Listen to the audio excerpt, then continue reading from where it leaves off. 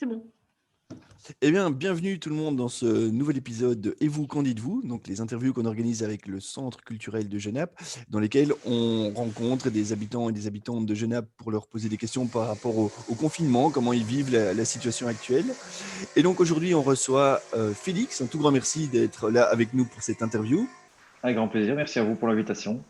Et alors, la première question qu'on pose toujours, en fait, c'est simplement, on demande à l'invité de se présenter et d'expliquer un petit peu ses activités et comment la situation sanitaire actuelle a pu impacter ses activités. Voilà, donc moi je m'appelle Félix Vercouter, je suis vice-président au comité des fêtes de Genappe et du coup, par cet intermédiaire-là, je suis arrivé au centre culturel en tant qu'administrateur et puis maintenant en tant que trésorier au bureau. Je suis habitant de Genappe depuis toujours en fait. J'ai emménagé tout petit à Bézity et du coup, je suis toujours dans Genappe, investi dans l'associatif à Genappe, etc. Donc je vis et je respire Genappe. Le Covid a impacté mon travail à plusieurs niveaux, j'ai envie de dire, tant au niveau personnel que professionnel. Au niveau professionnel, vu que je travaille au New Fit à Genappe, donc le club de fitness, on a été brutalement arrêté à 2 reprises dans notre élan et donc on a dû fermer les portes et donc je ne peux pas continuer à donner les cours collectifs comme je les donnais presque tous les soirs. Donc ça, c'est une première partie. Vu que j'ai un deuxième boulot aussi pour mes beaux-parents dans un tennis club au niveau restauration et service en salle, service au bar, etc. Même principe, on a été arrêté sur le champ au premier et au deuxième confinement. Donc ça fait deux gros axes de ma vie professionnelle qui s'arrêtent d'un coup. Heureusement, le troisième, c'est dans l'informatique et donc ça me permet de survivre, entre guillemets, parce que voilà, autant ça fait beaucoup de mal à certains secteurs, autant ça fait un peu du bien pour d'autres. L'informatique s'en sort plutôt bien et donc on a eu pas mal de boulot pendant les confinements. Donc ça vous permet de m'en sortir. Et au niveau personnel et un petit peu moins, j'ai envie de dire, professionnel et qui a moins d'impact financier sur ma vie, j'ai été très très impacté parce que toutes les activités dans l'associatif se sont arrêtées aussi net. Je pense au carnaval de Genappe qu'on a dû annuler dans la foulée l'année passée. Au marché de Noël, on a eu la mauvaise nouvelle d'apprendre que tous les marchés de Noël étaient annulés cette année aussi. Donc on est très, très fort impacté au niveau associatif par rapport à tout ça. Et bon, pour toutes les activités du centre culturel, je ne vous l'apprends pas non plus, c'est un peu le même principe. Donc voilà, donc ça a fort impacté quand même au niveau de ma vie et au niveau vie sociale aussi. Ça, je pense un peu pour tout le monde. On passe d'un tour sans réfléchir à tout ce qu'on peut faire tous les vendredis soirs, les samedis soirs, etc. Au fait que maintenant, on est un peu tous isolés chez soi et on doit s'y tenir, quoi. Mhm. Mais du coup, quelles sont les principales difficultés que tu as ressenties justement le fait de rester chez toi? Et puis, il y a quand même une grosse partie de ta vie qui s'est complètement arrêtée, quoi. Tout à fait. 75%. Quoi. La plus grosse difficulté, je pense que j'ai envie de dire, c'est vraiment au niveau social, c'est là que je le ressens l'impact le plus fort du Covid, c'est là où je le ressens, c'est au niveau social. Parce qu'on est très fort amis, on est très fort vie sociale, soirée, resto, etc. Comment ne plus pouvoir voir tout le monde, surtout aller après les séances de sport, on buvait toujours un petit verre quelque part, on faisait un petit drink, on allait manger au resto pour tous les anniversaires, donc c'était vraiment des routines, des habitudes qui se sont installées. Et du jour au lendemain, de tout arrêter, c'est pour moi le plus difficile et c'est la plus grande difficulté à surmonter, c'est vraiment ça, quoi.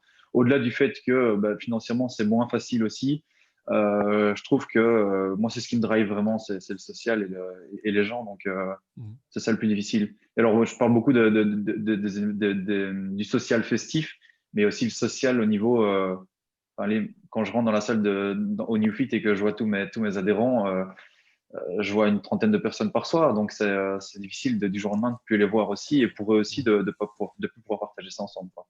Et vous n'avez pas continué une proposition en ligne ou vous avez tout Qui- arrêté? Tout à fait. Alors, on continue à donner des cours virtuels. Donc, c'est ça qui permet aussi de garder un peu du positif et de l'espoir par rapport à cette situation, de continuer à avancer au niveau sportif. Maintenant, la difficulté avec les cours virtuels, c'est que, en l'occurrence, on fait des cours via Facebook Live. Les adhérents me voient, mais je ne vois personne. Au premier confinement, on faisait quelques cours en Zoom aussi. Mon problème, c'est que Zoom n'est pas optimisé pour ce genre d'usage-là. Donc, faire passer une musique correctement, avoir tout le monde en même temps, etc., plus la voix. Enfin, il y a quand même pas mal de limites techniques auxquelles on a dû faire face. Et donc, on a basculé sur le deuxième confinement uniquement sur Facebook Live. Donc, c'est-à-dire qu'on voit pas les gens. On a beaucoup de retours au niveau commentaires, interactions pendant le live par écrit, mais on n'a pas de visuel sur eux, on les voit pas, on peut pas les titiller par leur prénom sur leur technique, etc. Donc c'est assez frustrant. J'ai une question de sportif. Oui. Est-ce que tu arrives à continuer à t'entraîner depuis la fermeture des salles? Alors, moi, j'ai une grosse difficulté à me motiver tout seul. Les seuls moments où je m'entraîne réellement, où je me dis que voilà, je vais me faire ma petite séance, c'est quand je sais que je vais donner cours. Donc, par exemple, moi, ce soir, j'ai un cours. Donc là, je sais que je vais m'entraîner. Ça m'arrive de temps en temps, à la suite d'un cours virtuel, de continuer à m'entraîner parce que je suis sur ma lancée, je suis en tenue, mon matériel est en place, etc. Donc là, je continue ma séance un petit peu. Maintenant, en dehors, par exemple, hier, j'avais pas de cours. Hier soir, je me suis pas entraîné, quoi. Et la difficulté aussi, c'est que dans l'informatique, on n'a pas spécialement d'horaire. Donc, parfois, ça m'arrive de travailler toute la journée, de m'arrêter pour le repas et puis de terminer et de continuer une bonne partie de la soirée à travailler parce que j'étais lancé sur quelque chose. Donc, du coup, pour casser dans le sport, c'est moins facile qu'en temps normal où je sais qu'à 18h, je suis à la salle et je donne mon cours. Donc, non, c'est moins facile. Ouais. Et tu as expliqué donc les difficultés, la perte de contact, toute cette sociabilité qu'il n'y a plus. Qu'est-ce qui, malgré tout, t'a permis de tenir durant tous ces mois depuis le mois de mars? Alors, dans le premier confinement, ce qui a permis de tenir facilement, c'est vu qu'on faisait un peu ces cours sur Zoom, que je voyais quand même un petit peu les gens, donc ça permettait de positiver un peu. Alors, il n'y a rien à faire. Moi, je trouve que l'impact de la météo, enfin, la météo a un gros impact sur le moral. Le premier confinement, on a quand même vécu un confinement ensoleillé, j'ai envie de dire. On a eu assez de chance par rapport à ça. Et donc, moi, je faisais la plupart de mes cours et de mes entraînements, du coup, sur ma terrasse. Je voyais un peu les gens. Je prends beaucoup de nouvelles des gens par message, etc. Donc, j'essaie de suivre un petit peu. Puis, on a une grosse interaction via le groupe fermé du Newfit avec les publications qu'on met par rapport aux vidéos, par rapport au live, etc. Les gens réagissent beaucoup. Donc, on a quand même pas mal d'interactions avec les adhérents. Donc, ça permet de tenir un peu. Maintenant, voilà, il faut se donner les moyens de prendre des nouvelles des autres, mais du coup, avec les nouveaux moyens, avec la téléphonie, etc. Donc, mais c'est clair que c'est un gros manque quand même, quoi. Et tu as pu observer des choses au niveau sportif? Parce que moi, moi, je ne suis pas du tout sportive, hein. Mais je trouve que quand même, et je trouve que plus qu'au niveau culturel, bon, ça c'est mon point de vue, je trouve qu'il y a quand même, enfin, je vois avec Yves, salle de CrossFit, toi avec Newfit, il y a quand même beaucoup de systèmes de solidarité. Je vois bien, dès qu'il y a un confinement, tout le monde s'organise pour prêter du matériel aux participants, pour qu'ils puissent quand même s'entraîner. Il y a quelque chose de... Alors, c'est peut-être inhérent au sport et peut-être que je ne suis pas assez sportive, donc je n'observe pas et que j'ai observé que dans le confinement. Mais je trouve qu'il y a quand même un esprit quand même fort collectif pour aussi des trucs individuels. Parce que la salle, on ne peut pas dire que c'est le sport le plus collectif et le plus... Alors, ça dépend. Je vais répondre à ta question, enfin, ton objection là, en 2 points. La première, c'est que moi, j'ai remarqué qu'au premier confinement, il y a un nouvel élan de sportifs qui est sorti d'un coup. C'est tous les cyclistes, les gens qui se découvrent une passion pour courir. Donc, d'un coup, tout le monde a commencé à sortir et à essayer de jogging alors qu'ils ne l'avaient peut-être jamais fait, à utiliser un vélo qu'ils avaient chez eux qui traînait ou en acheter un pour aller faire du vélo. Parce qu'en fait, on a vite compris aussi que faire du sport, sortir de chez soi pour aller courir, etc., c'était une des dernières choses autorisées pendant le premier confinement. Et donc, du coup, les gens sont un petit peu rabattus là-dessus pour se tenir un peu en forme et pour se divertir. Il y a eu un gros effet de mode aussi avec le jardinage. À ce moment-là, on était dans une période très propice à ça. Et donc, du coup, on a vu un peu, un peu fleurir tout ça sur les réseaux sociaux. Au niveau sportif, chez nous, disons que les adhérents et les membres qui viennent chez nous dans nos cours collectifs ou même en salle sont plutôt assidus. Et donc, du coup, arrêter du jour au lendemain, c'est très difficile. Donc, il fallait absolument trouver un moyen de les garder connectés avec nous et de les garder engagés dans le sport. C'est ce qu'on a fait effectivement en prêtant du matériel, en mettant nos cours virtuels, etc. Et du coup, ça a permis d'entretenir ça. Mais on n'a pas eu un regain de nouveaux sportifs dans ce cadre-là. Par contre, chez eux, je trouve que les gens ont trouvé des manières de faire du sport pour se maintenir en forme. Après, ça a été très vite explicité sur les réseaux sociaux et dans les médias. L'hygiène de vie passe énormément par le sport. Le système immunitaire passe aussi beaucoup par le sport. C'est quelque chose qui est prouvé et qui a fait ses preuves. Se tenir en forme, ça aide à vaincre quelque chose comme le virus qu'on subit là maintenant, quoi. Et pour ta deuxième question, euh, c'est pas. Je trouve que le fait de faire du sport, comme des cours collectifs, du fitness, etc., au final, je trouve beaucoup plus collectif qu'on imagine parce que, enfin, allez, je peux dire 95% des gens qui viennent à la salle sont des gens qui viennent pour les autres et pour l'interaction que ça apporte, pour le contact social, venir faire du sport ensemble. Ils viennent pas pour faire leur cours un tel ou leur séance un tel. Il y a beaucoup de cohésion. Alors il y en a quelques-uns évidemment qui viennent un peu plus pour leur entraînement personnel, mais je trouve que c'est très collectif au final comme sport dans le domaine dans lequel je me trouve moi, quoi. Par exemple, j'ai fait beaucoup d'escalade. Faire de l'escalade, c'est très individuel. Tu as quelqu'un qui t'assure, mais sinon, ta voix, tu l'as fait tout seul, ta réflexion, c'est tout seul, ton effort, il est tout seul, alors que les cours collectifs comme moi, je les donne, on a justement un gros effet social tout autour, quoi. Ah oui, j'imaginais pas, moi.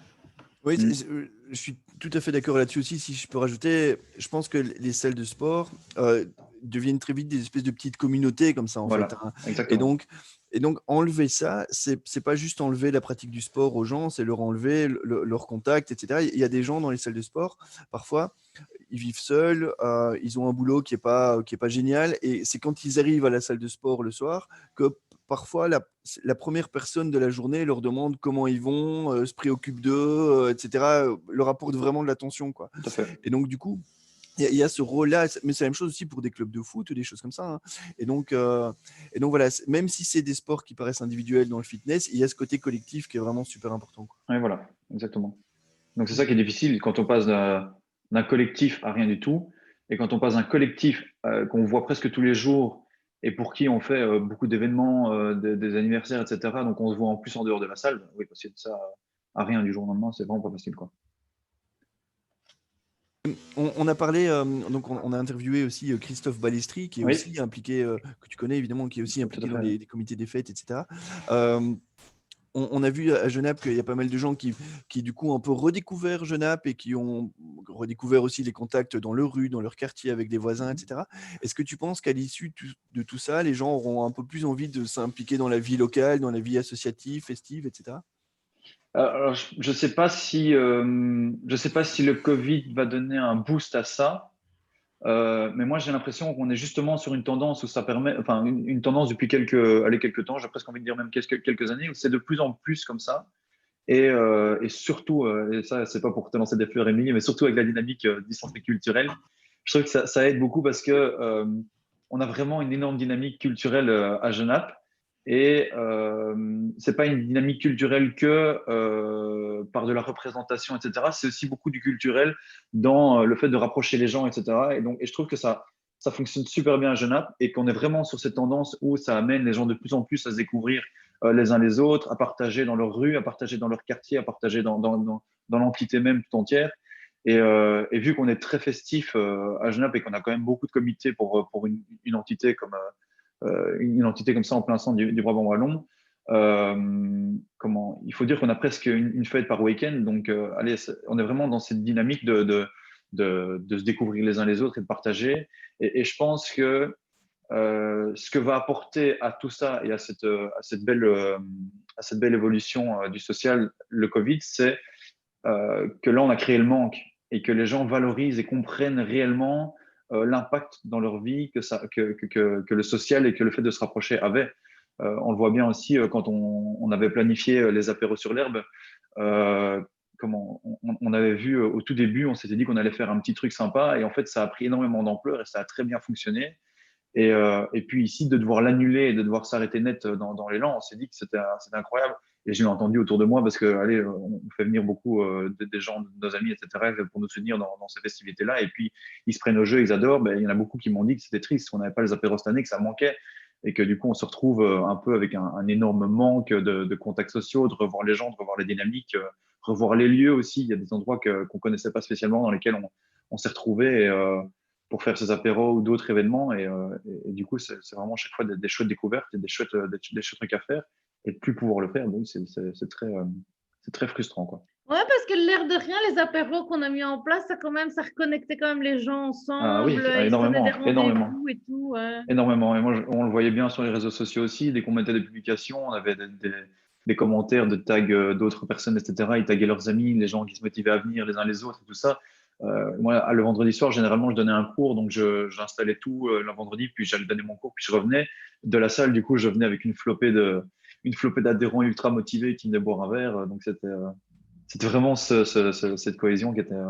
On Qui était primait, un quoi. peu découragés l'année dernière, mais ici, on va repartir. Ah, mais là, on va repartir sur le chapeau de roue.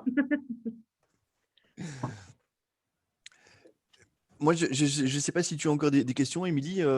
J'ai J'ai l'impression. toujours ma question compliquée. Vas-y, vas-y. Toi, Ouais. pourquoi demain, c'est quoi les enjeux? Qu'est-ce que nous a appris cette pandémie? Que ce soit au niveau sportif, au niveau festif, au niveau de Jeune App. Et alors, tu peux franchement dire, moi, rien. Ça peut aussi être rien. Mais ça peut être quelque chose quand même. Alors, les enjeux de ce que tu dis, est-ce que ça va créer comme changement ou ce que ça Tu apporte? vois, on se dit que cette pandémie, ça nous a peut-être permis de nous rendre compte de certaines choses, tu vois, ou peut-être pas, ou peut-être que ça va impliquer des changements. Ou... Voilà. Alors, moi, je suis vraiment.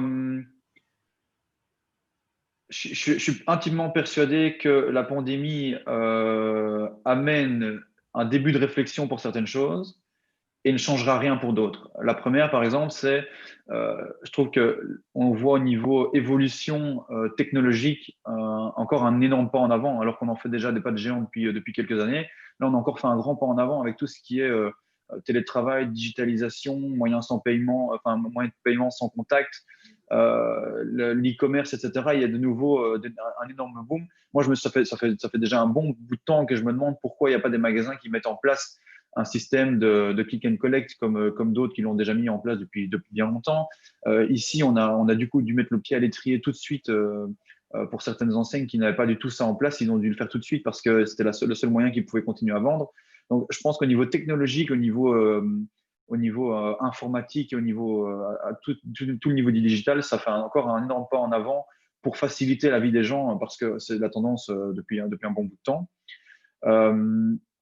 Je pense qu'au niveau sanitaire, ça va donner aussi un peu une bonne leçon aux gens sur l'impact de la bonne hygiène de vie, d'avoir du sport dans sa vie, d'avoir un régime alimentaire plutôt correct aussi, sur l'importance de se laver les mains, de faire attention à tout ça, etc.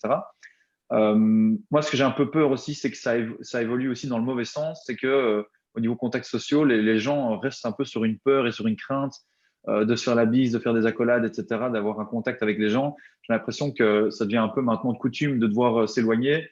Et or, l'humain, c'est un peu l'inverse. On est justement fait pour se rapprocher, tout ça, on est habitué. Donc là, c'est un peu, j'ai peur que la tendance s'inverse et que les gens restent un peu sur une crainte.